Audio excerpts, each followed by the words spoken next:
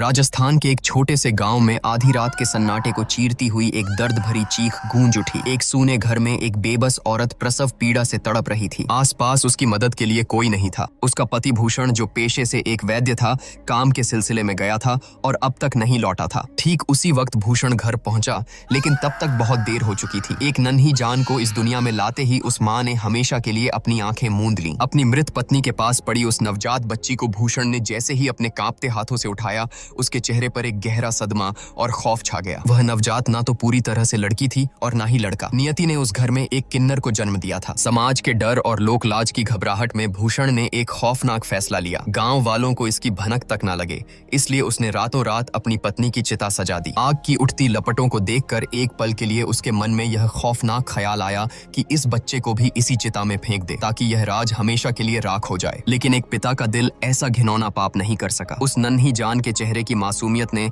भूषण के अंदर के कठोर इंसान को पिघला दिया। आखिर भले ही माँ ने उसे 9 महीने अपनी कोख में सींचा था, लेकिन एक पिता होने के नाते भूषण ने भी तो उसके आने की अनगिनत उम्मीदें और सपने संजोए थे। उसने खुद से वादा किया कि चाहे पूरी दुनिया खिलाफ हो जाए, वह इस बच्चे को कभी खुद से दूर नहीं करेगा। उसी पल उसने अपनी इस औलाद का नाम रखा खेजड़ी। अगली सुबह होते ही गांव वालों की भीड़ भूषण के दरवाजे पर जमा हो गई। लोगों ने सवालों की झड़ी लगा दी कि आखिर रिवाजों के खिलाफ जाकर उसने रात के अंधेरे में अपनी पत्नी का दाह संस्कार क्यों किया। अपनी खेजड़ी को दुनिया की क्रूरता से बचाने के लिए भूषण ने मौके पर ही एक झूठी कहानी रची। उसने गांव वालों को बताया कि एक पंडित जी ने उसे ऐसा करने की हिदायत दी थी। भूषण ने खौफ का नाटक करते हुए कहा कि रात मेरे घर एक बेटी ने जन्म लिया है, लेकिन पंडित जी ने उसे मनहूस बताया है। उसकी कुंडली में ऐसा भयंकर दोष है कि उसकी नजर जिस पर भी पड़ेगी, उसका पूरा वंश नष्ट हो जाएगा। इसलिए अब से उसे लोगों की नजरों और परछाई तक से छिपा कर रखना होगा। भूषण द्वारा रची गई उस झूठी कहानी और कठोर शब्दों के पीछे एक पिता का ऐसा दर्द और बेबसी छिपी थी,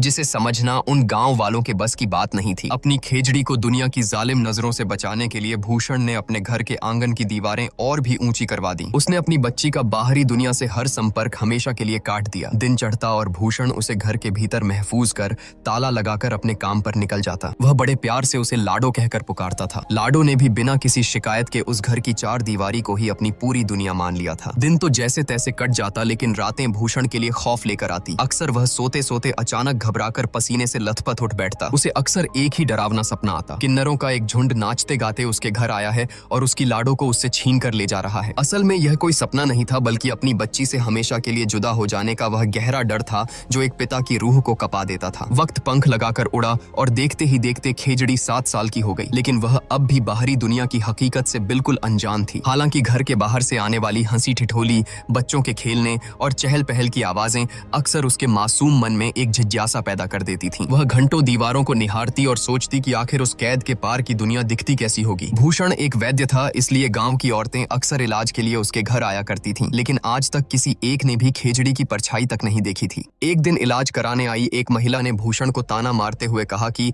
अब अपनी बेटी के हाथ पीले कर दो। आखिर कब तक तुम उसे मनहूस बताकर इस घर में कैद रखोगे। उस महिला की बात सुनकर भूषण का दिल सहम गया, लेकिन उसने सख्ती से जवाब दिया कि वह मेरी बेटी है और हमेशा मेरे ही पास रहेगी। मैं इस दुनिया के कड़वे सच को तुम लोगों से बहुत बेहतर समझता हूँ। अगले दिन भूषण ने अपनी लाडो को पास बिठाया और बताया कि उसे कुछ खास जड़ी बूटियां लाने के लिए गांव से बहुत दूर जाना पड़ेगा। यह सुनकर खेजड़ी को अपने बूढ़े पिता की फिक्र सताने लगी। उम्र के ढलान पर होने के कारण भूषण की आंखें और शरीर अब कमजोर हो चुके थे। पिछली बार भी तो वे रास्ते में गिर गए थे और उन्हें गहरी चोट आई थी। खेजड़ी ने बड़ी मासूमियत से अपने पिता से कहा कि आप मुझे बता दो कि वो जड़ी बूटियां कहाँ मिलती हैं, मैं खुद जाकर ले आऊंगी। लेकिन बाहर जाने का नाम सुनते ही भूषण सिहर उठा। उसने तुरंत सख्त लहजे में इनकार करते हुए कहा कि वह घर की चौखट पार नहीं कर सकती। उसने अपनी बच्ची के मन में डर बिठाते हुए कहा कि अगर तू बाहर की दुनिया में गई तो तुझे एक बहुत भयानक बीमारी लग जाएगी। अपने पिता की यह बात सुनकर बाहर जाने की उसकी आखिरी उम्मीद भी टूट गई और खेजड़ी का मासूम मन एक बार फिर गहरी उदासी में डूब गया। वक्त का पहिया खामोशी से घूमता रहा और 4 दीवारी में कैद वह मासूम बचपन अब यौवन की दहलीज पर आ खड़ा हुआ था। खेजड़ी अब जवान हो चुकी थी, लेकिन उसकी जिंदगी का ढर्रा अब भी नहीं बदला था। हर सुबह उसका पिता बाहर से किवाड़ पर ताला झड़कर काम पर निकल जाता और सांझ ढले ही वह दरवाजा खुलता। उस घुटन भरी लगभग अंधेरी कोठरी में खेजड़ी खुद ही सजती संवरती और घंटों आईने के सामने बैठकर अपनी ही परछाई को निहारती रहती। अब वह अपने भीतर कुछ ऐसे नए और अनजाने बदलाव महसूस करने लगी थी जो पूरी तरह से प्राकृतिक थे और जिन्हें एक स्त्री महसूस करती है। लेकिन दुनिया से पूरी तरह कटी हुई खेजड़ी का मन अब भी बचपन की मासूमियत में ही अटका था। उसने कभी बाहरी दुनिया देखी ही नहीं थी, किसी और इंसान से मिली ही नहीं थी, तो उसके लिए यह समझ पाना लगभग नामुमकिन था कि बचपन के खत्म होने और जवानी के शुरू होने के बीच का फर्क आखिर होता क्या है। वह रोज दोनों वक्त अपने पिता के लिए बड़े जतन से खाना बनाती। एक दिन यूं ही घर की दीवार पर कील ठोकते हुए अचानक उसमें एक छोटा सा सुराख हो गया। उस सुराख से जब खेजड़ी ने पहली बार बाहर झांका तो उसकी दुनिया ही बदल गई। उसने बाहर खुले में बच्चों को खेलते कूदते और गांव के लोगों को अपने रोजमर्रा के कामों में व्यस्त देखा। उस एक छोटे से सुराख ने उसके मन में सवालों का एक बड़ा तूफान खड़ा कर दिया। उस रात जब भूषण घर लौटा तो खेजड़ी अपने सवालों की कश्मकश के साथ उसके सामने खड़ी थी। उसने फिर वही सवाल दोहराया कि वह बाहर क्यों नहीं जा सकती। बेबस पिता के पास इन सवालों का कोई जवाब नहीं था। बचने के लिए उसने फिर अपनी उसी पुरानी बात का सहारा लिया कि अगर वह बाहर गई तो उसे छूत की बीमारी लग जाएगी। लेकिन खेजड़ी का तार्किक मन अब यह जान चुका था कि यह सिर्फ एक कोरा झूठ है। अगर सच में कोई बीमारी होती तो बाहर के लोग कैसे जिंदा और खुशहाल रहते। हताश होकर खेजड़ी के मुंह से निकल गया कि शायद मैं इसी काली अंधेरी कोठरी में ही घुट घुट कर मर जाऊंगी। इस बात ने भूषण के दिल पर गहरी चोट की। खेजड़ी ने रूठकर अपने पिता से बात करना पूरी तरह बंद कर दिया। लगातार 2 दिनों की उस खामोशी ने भूषण को अंदर से झकझोर कर रख दिया। अपनी लाडो की यह चुप्पी उससे बर्दाश्त नहीं हुई। तीसरे दिन जब वह काम पर जाने लगा तो उसने अंदर की किवाड़ खुली छोड़ दी। भारी मन से उसने अपनी बेटी से कहा कि मैं चाहकर भी तुझे बाहर की दुनिया में नहीं छोड़ सकता, लेकिन तेरी इस छोटी सी दुनिया को थोड़ा बड़ा जरूर कर सकता हूँ। उसने खेजड़ी को आंगन तक जाने की इजाजत दे दी, लेकिन यह सख्त हिदायत भी दी कि घर की बाहरी दहलीज से आगे कदम रखना अब भी सख्त मना है। बरसों की कैद के बाद आज जब खेजड़ी ने पहली बार खुले आंगन में कदम रखा तो जैसे एक जादू सा हो गया। सुनहरी धूप की गर्माहट और तेज बहती आजाद हवाओं ने जब पहली बार उसके शरीर को छुआ तो वह खुशी से झूम उठी। किसी और के लिए यह शायद कोई मायने नहीं रखता, लेकिन खेजड़ी के लिए यह छोटी सी आजादी एक बहुत बड़ी नेमत थी जिसने उसकी दुनिया को थोड़ा ही सही पर बहुत खूबसूरत बना दिया था। तभी आंगन में खड़ित खेजड़ी की नजर बाहर से गुजरते हुए गांव के एक नौजवान मंगल पर पड़ी। उसे देखते ही खेजड़ी के भीतर एक अजीब सी सिहरन दौड़ गई। एक ऐसा अनजाना और नया एहसास जो उसने आज से पहले कभी महसूस नहीं किया था। शायद यह यौवन की दहलीज पर कदम रख चुकी एक देह के भीतर उठने वाले प्राकृतिक बदलावों की पहली दस्तक थी। लेकिन उसी दिन गाँव में एक खौफनाक घटना घटी। मंगल को किसी लड़की के साथ आपत्तिजनक हालत में पकड़े जाने पर गांव वालों के भयानक कहर का सामना करना पड़ा। भीड़ ने इंसानियत भूलकर उसे जानवरों की तरह पीटा। रात के वक्त जब भूषण अपने घर में था तभी बाहर से किसी की घबराई हुई आवाज ने सन्नाटा चीर दिया। भूषण ने बाहर जाकर देखा तो मंगल का पिता अपने अधमरे और बेहोश बेटे को उठाकर लाया था। बेदर्दी से हुई पिटाई के कारण मंगल की हालत बेहद नाजुक थी। उसे तुरंत घर के अंदर लाया गया और वैद्य भूषण ने उसका इलाज शुरू किया। दीवार के उसी छोटे से सुराख से खेजड़ी यह सब कुछ सहमी हुई आंखों से देख रही थी। मंगल को जो भयानक चोटें आई थीं, वे उसके गुप्त अंगों पर थीं। उस सुराख से देखते हुए खेजड़ी के जहन में सालों से उठ रहे कई सवालों पर जमी धूल अचानक साफ होने लगी। पहली बार उसे स्त्री और पुरुष की शारीरिक बनावट का बुनियादी फर्क समझ में आ रहा था, लेकिन इस नए ज्ञान ने उसके भीतर एक और बड़ा तूफान खड़ा कर दिया कि अगर स्त्री और पुरुष ऐसे होते हैं तो फिर वह खुद क्या है। वह अब भी अपनी ही पहचान की तलाश में उलझी हुई थी। पूरी रात वह इसी गहरी सोच के भंवर में डूबती उतरती रही। अगली सुबह मंगल अब भी भूषण के घर में दर्द से बेहाल लेटा था। उसका पिता भूषण के सामने हाथ जोड़कर गिड़गिड़ा रहा था कि वह किसी भी तरह उसके बेटे को ठीक कर दे। वह जिंदगी भर उसका यह एहसान नहीं भूलेगा। लेकिन एक वैद्य होने के नाते भूषण उसे कोई झूठी तसल्ली नहीं दे सकता था। उसने भारी मन से मंगल के पिता को वह कड़वा सच बताया कि मंगल के गुप्त अंगों पर इतनी गहरी चोट लगी है कि वह अब कभी बाप नहीं बन सकता और ना ही एक सामान्य शादीशुदा जिंदगी जी सकता है। भूषण के यह शब्द जैसे ही मंगल के कानों में पड़े तो मानो उस पर बिजली गिर गई। उसके जीवन का आधार ही छिन गया था। अब वह समाज की नजरों में कभी अपने पुरुषार्थ का प्रमाण नहीं दे सकता था। काम पर निकलते वक्त भूषण ने खेजड़ी को सख्त हिदायत दी कि बाहर वाले कमरे में मंगल सोया है, इसलिए वह अपने कमरे का किवाड़ अंदर से बंद ही रखे। लेकिन पिता के जाते ही खेजड़ी से रहा नहीं गया। वह दबे पांव उस कमरे की तरफ गई। वहां मंगल अपनी फूटी किस्मत पर जार जार आंसू बहा रहा था। खेजड़ी ने बिना कुछ कहे बड़ी खामोशी से उसे पीने के लिए पानी दिया और अपने कमरे में लौट आई। अपने कमरे में वापस आकर खेजड़ी का मन किसी अज्ञात बेचैनी से तड़प उठा। उसने तुरंत एक बक्सा खोला और उसमें रखी अपने पिता की आयुर्वेद और शरीर विज्ञान की सभी किताबें बाहर निकाल ली। पन्ने पलटते हुए उसे यह तो समझ आ गया कि इस दुनिया में प्रकृति ने मनुष्य जाति को सिर्फ 2 ही खांचों में बांटा है, पहला स्त्री और दूसरा पुरुष। लेकिन जब उसने किताबों में बने चित्रों और शरीर की संरचनाओं को अपनी देह से मिलाया तो उसके पैरों तले जमीन खिसक गई। उसे यह खौफनाक सच महसूस हुआ कि उसके शरीर की संरचना इन किताबों में छपे स्त्री और पुरुष दोनों के ही चित्रों से बिल्कुल अलग है। ठीक उसी पल उन किताबों के पन्नों के बीच खेजड़ी को जिंदगी में पहली बार अपने उस अधूरेपन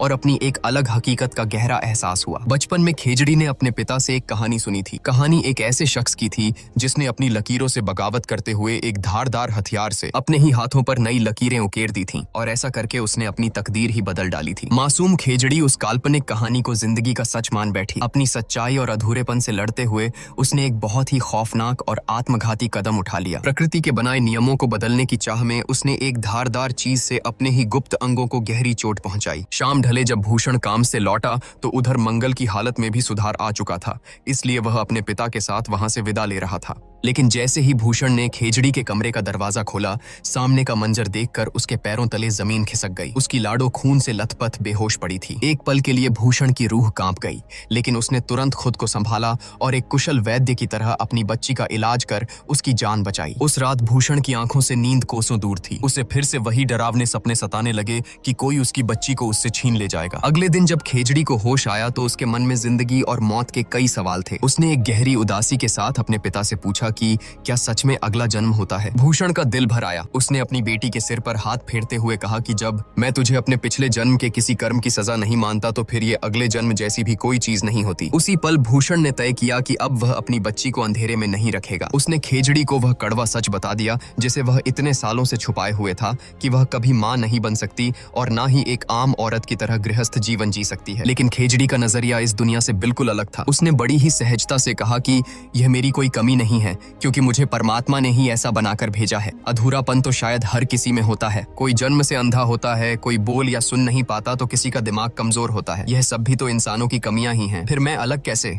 खेजड़ी की इन दार्शनिक बातों ने भूषण के अंदर सालों से दबे खौफ का बांध तोड़ दिया। उसका सब्र जवाब दे गया और उसने समाज की उस काली सच्चाई को खेजड़ी के सामने नंगा कर दिया। उसने चीखते हुए कहा कि यह समाज ऐसे लोगों को अपना हिस्सा नहीं मानता। यह दुनिया उन्हें सिर्फ और सिर्फ घृणा और नफरत की नजर से देखती है। इसलिए तुझे जिंदगी भर खुद को इस दुनिया की नजरों से छिपाकर ही रखना होगा। भूषण की यह बात सुनकर खेजड़ी के सब्र का भी पैमाना छलक गया। जब भूषण कमरे से बाहर जाने लगा तो उसने पीछे से आवाज लगाते हुए एक सख्त चेतावनी दी। मैं इस काल कोठरी में घुट घुट कर अपना पूरा जीवन नहीं बिता सकती। मुझे भी बाहर जाकर पैरों तले उस रेत को महसूस करना है। मुझे भी नदी के पानी में तैरना है और उस खुले आसमान के नीचे झूमना है। अगर ये सब मेरी किस्मत में नहीं है तो समझ लेना कि मेरी जिंदगी अब सिर्फ 3-4 दिनों की ही मेहमान है। इतना कहकर उसने अपने कमरे का किवाड़ जोर से बंद कर लिया। बंद दरवाजे के बाहर खड़ा एक लाचार पिता अपनी बेटी की इस बगावत से टूट गया। अब उसे खेजड़ी की जान की चिंता सताने लगी। वह पूरी रात दरवाजे के बाहर बैठा बस यही सोचता रहा कि आखिर वह अपनी बच्ची को बचाने के लिए क्या करे। उसी खौफनाक रात के अंधेरे में उस पिता ने अपनी बेटी की खुशी के लिए सामाजिक रिवाजों और प्रकृति के बनाए नियमों के खिलाफ जाने की एक बहुत बड़ी और खतरनाक बगावत करने की ठान ली। अगले दिन भूषण ने अपने उसी खतरनाक फैसले को अंजाम देने के लिए मंगल के पिता से मुलाकात की।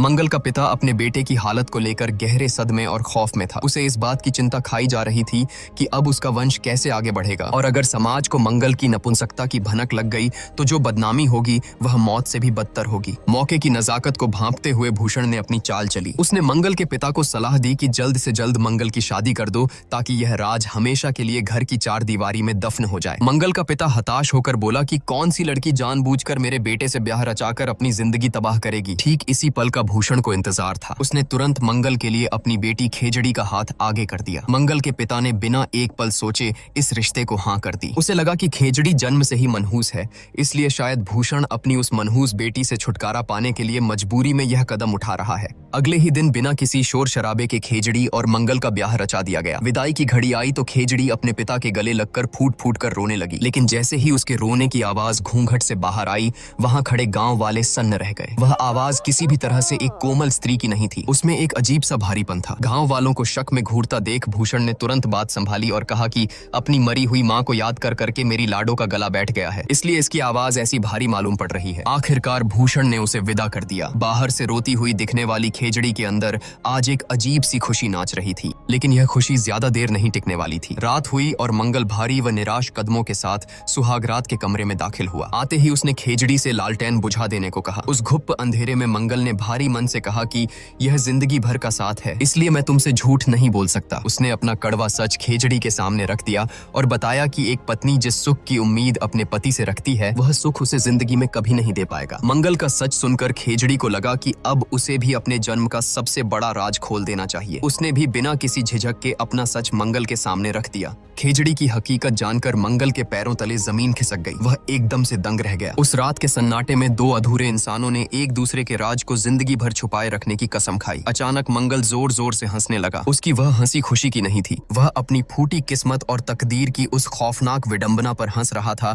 जिसने उन दोनों के साथ इतना क्रूर मजाक किया था। हालांकि खेजड़ी उसकी इस दर्द भरी हंसी का असल मतलब नहीं समझ सकी। यह शादी एक बहुत बड़े धोखे की बुनियाद पर खड़ी की गई थी और इसका सबसे बड़ा गुनहगार कोई और नहीं बल्कि खुद भूषण था, जिसने एक पिता के अंधे मोह में आकर दो जिंदगियों को एक ऐसे झूठ के धागे से बांध दिया था जिसका भविष्य पूरी तरह अंधकार में था। अगले दिन खेजड़ी गांव के तालाब पर पानी भरने गई। वहां पनघट पर महिलाओं की भीड़ थी। तभी उसके कानों में एक महिला की रुंगासी आवाज पड़ी। वह बेचारी निसंतान थी और रोते हुए बता रही थी कि परिवार वाले उस पर भारी दबाव डाल रहे हैं। अगर उसने जल्द ही किसी वारिस को जन्म नहीं दिया तो वे लोग उसके पति की दूसरी शादी करवा देंगे। यह सुनकर खेजड़ी का दिल पसीज गया। घर लौटकर खेजड़ी ने मंगल के सामने एक प्रस्ताव रखा। उसने कहा कि मैंने अपने बापू से आयुर्वेद का अच्छा खासा ज्ञान लिया है, क्यों न मैं भी उनकी तरह उपचार शुरू कर दूं। इससे किसी का भला भी हो जाएगा और घर में 4 पैसे भी आ जाएंगे। उस महिला के इलाज के लिए उसे जंगल से कुछ खास जड़ी बूटियां लानी थी। मंगल भी इस बात के लिए राजी हो गया। उसी रात वे दोनों चुपके से घने बीहड़ की तरफ निकल पड़े। काफी तलाश के बाद आखिरकार उन्हें वह संजीवनी जड़ी बूटी मिल ही गई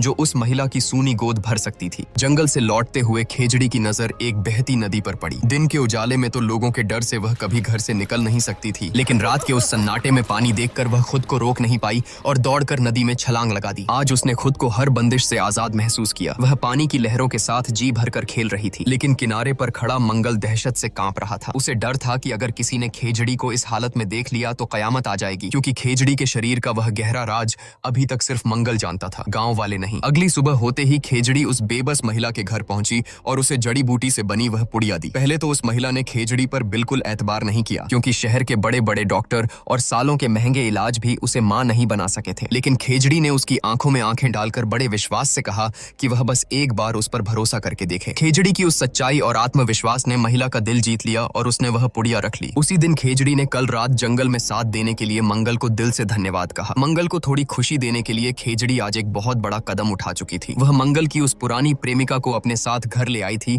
ताकि वे दोनों अकेले में कुछ पल साथ बिता सकें। अपनी प्रेमिका को अचानक सामने देख मंगल बुरी तरह घबरा गया, क्योंकि वह लड़की मंगल की मौजूदा हालत से बिल्कुल अनजान थी। आखिरकार मंगल ने हिम्मत जुटाकर उसे अपना वह कड़वा सच बता दिया कि वह अब नामर्द हो चुका है और कभी किसी स्त्री को सुख नहीं दे सकता। यह सच सुनते ही उस प्रेमिका का असली रंग सामने आ गया। उसका प्रेम मंगल की रूह से नहीं बल्कि सिर्फ अपनी शारीरिक जरूरतों और जिस्म से जुड़ा था। उसने मंगल को हिकारत से धक्का दिया और मुंह फेरकर वहां से चली गई। यह सब देखकर खेजड़ी का मन गहरी उदासी से भर गया। उसे इस दुनिया के खोखलेपन और स्वार्थ से विरक्ति होने लगी कि यहाँ हर कोई सिर्फ अपने मतलब के लिए जी रहा है। उस सबसे मुश्किल और दिल टूटने वाली घड़ी में खेजड़ी ने आगे बढ़कर एक सच्चे साथी की तरह मंगल को संभाला। उस रात खेजड़ी को जिंदगी का सबसे बड़ा और कड़वा फलसफा समझ में आया कि इस दुनिया में हर इंसान अधूरा है। कोई सच्चे प्रेम का भूखा है तो कोई जिस्म का, कोई संतान के सुख के लिए तरस रहा है तो किसी की दौलत की भूख कभी नहीं मिटती। इंसानों के भीतर इच्छाओं का यह एक ऐसा खालीपन है जिसे शायद खुद परमात्मा भी कभी नहीं भर सकता। एक दिन वह महिला जिसके मन में मातृत्व की आस टूट चुकी थी,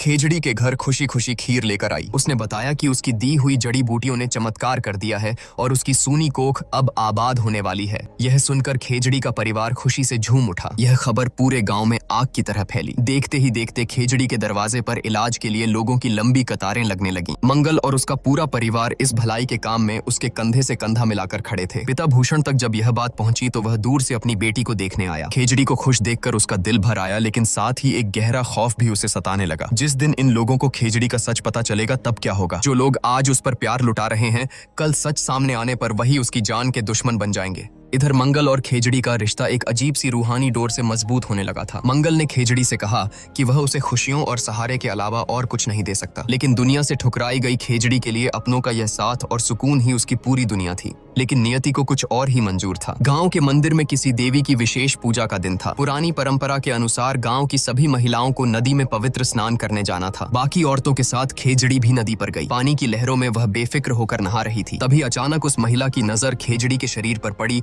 और इसी के साथ बरसों से छुपा वह राज हमेशा के लिए बेपर्दा हो गया। सच सामने आते ही उस औरत ने गांव के सभी स्त्री पुरुषों को इकट्ठा कर लिया। जिन आंखों में कल तक खेजड़ी के लिए सम्मान था, आज वे घृणा, नफरत और वहशत से भर गईं। सभी उसे एक अजीब और घिनौनी नजर से देखने लगे। गालियों और तानों की बौछार शुरू हो गई। मैंने देखो है पानी के भीतर, यो हिजड़ो है हिजड़ो। उस पल खेजड़ी को समझ में आ गया कि छूत की बीमारी उसे नहीं है, बल्कि यह पूरा समाज ही मानसिक रूप से बीमार और अछूत है। भीड़ ने हैवानियत की सारी हदें पार करते हुए उसे लात घूंसों से पीटना शुरू कर दिया। उन दरिंदों की भीड़ में एक चेहरा ऐसा भी था जिसे देखकर खेजड़ी की रूह कांप गई। अपनी जान और इज्जत बचाने की खातिर मंगल भी उसी भीड़ का हिस्सा बनकर खेजड़ी पर वार कर रहा था। उस पल यह कड़वा सच साबित हो गया कि नपुंसक वह नहीं होता जो बच्चे पैदा न कर सके, बल्कि असली नपुंसक वह होता है जिसके भीतर कायरता छिपी हो। बाहरी लोगों की मार से ज्यादा मंगल द्वारा दिए गए इस धोखे की चोट ने खेजड़ी की आत्मा को लहूलुहान कर दिया था। तभी किसी ने भागकर भूषण को खबर दी। बूढ़ा पिता बदहवास होकर नदी की तरफ दौड़ा और उस बेरहम भीड़ के सामने गिड़गिड़ाकर अपनी बच्ची की जिंदगी की भीख मांगने लगा। लेकिन उस अंधी भीड़ ने उसे भी नहीं बख्शा और पीटना शुरू कर दिया। ये वही लोग थे जिनका भूषण ने जीवन भर इलाज किया था, जिनके दुख दर्द दूर किए थे। आज वे सब उसके एहसान भूलकर जानवरों की तरह टूट पड़े थे। आज भूषण की वह बात सच साबित हो गई जो वह बचपन से खेजड़ी को समझाता आया था। खून से लथपथ खेजड़ी ने अपने लाचार पिता की तरफ देखा और दर्द भरी आवाज में कहा कि इन लोगों के सामने हाथ जोड़ने और भीख मांगने की कोई जरूरत नहीं है। यह समाज तो अंदर से बहुत पहले ही मर चुका है। कल तक देवी देवी कहकर हाथ जोड़ते थे, हमारे कपड़े फाड़ दिया, आज अपनी देवी के नंगा कर दिया अपनी देवी को। अर्धनारीश्वर शिव जी का रूप पूजो के ना पूजो तुम सब, वो कटे है मारो पति परमेश्वर। दिखाई अपनी मर्दानगी, इन सबसे तो कोई आस ना थी, मन ने दया की। तू तुम्हारा अपना था ना, हमारा मर। इंसानियत उस दिन पूरी तरह हार गई। उन निर्दयी लोगों ने खेजड़ी को एक पेड़ से बांधा और उसे जिंदा जला दिया। आग की लपटें आसमान छू रही थीं और वहां खड़े सभी लोग बिना किसी पछतावे या दर्द के एक लाश की तरह यह खौफनाक तमाशा देखते रहे। इसी दिल दहला देने वाले दृश्य के साथ खेजड़ी की वह मार्मिक कहानी हमेशा हमेशा के लिए राख में तब्दील हो गई।